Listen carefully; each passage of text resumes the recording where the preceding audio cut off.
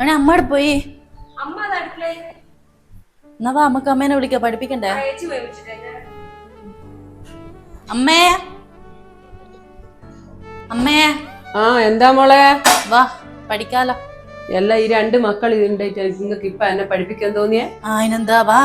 ഈ വയസ്സാം കാലത്താ? ഇനി എന്റെ തലയിലൊന്നും കാര്യമില്ല, പഠിച്ചാലൊന്നും. വയസ്സായനെന്താ അങ്ങനെ പഠിക്കുന്നതിന് വയസ്സും കാലവും ഒന്നുമില്ല, വയസ്സായാലും പഠിക്കുമല്ലോ ചെയ്യാം.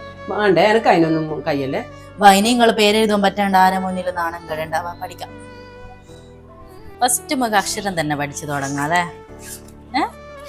അക്ഷരം പഠിക്കാം. നിങ്ങൾക്ക് അക്ഷരം അറിഞ്ഞൂടാ? എന്താ അക്ഷരം? ആ ആ ആ ആ ഇ ഈ ഈ ഈ. ഇനി അജിതാന്ന് എഴുതും നമുക്ക്. ആ ജി ജി ദ ദ ജായ്ക്ക് ഈ ചിഹ്നട്ട ജി ജി പിന്നെ ദ അജിത അജിത അജിത. ഇനി എഴുതിയാട്ടെ. എങ്ങനെയാ എഴുതുവാ? നോക്കി എഴുത്. ആ പറഞ്ഞെഴുത്. ആ ബാക്കി എങ്ങനെയാ? ആ താന്നിങ്ങനെ എഴുതുക. ഇതാ തെറ്റിപ്പോന്നു. ഇത് ശരിയാവൂല ജിത്ത്. ഇനി ഒരു വടിയെടുത്തുണ്ടോ? അതല്ലേ ഞാൻ നിങ്ങളോട് പറഞ്ഞ എനിക്ക് താന്ന് എഴുതുന്ന അറിഞ്ഞൂടാന്ന്. ആ ശരിയാക്കി തരാം. വടിയെടുക്കട്ടെ.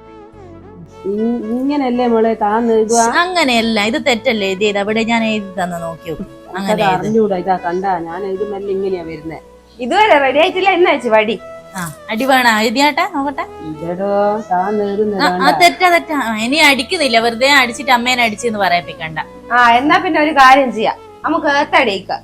ആവൂലേ നിങ്ങളോട് രണ്ടാളും? എത്ര നേരമായി പറഞ്ഞിരുന്നു തലേ കയറണ്ടേ? എന്നാൽ ഓർമ്മ വരും. വേഗം ചെല്ലേ ഏത്തട്. ആ 10 10 പ്രാവശ്യം.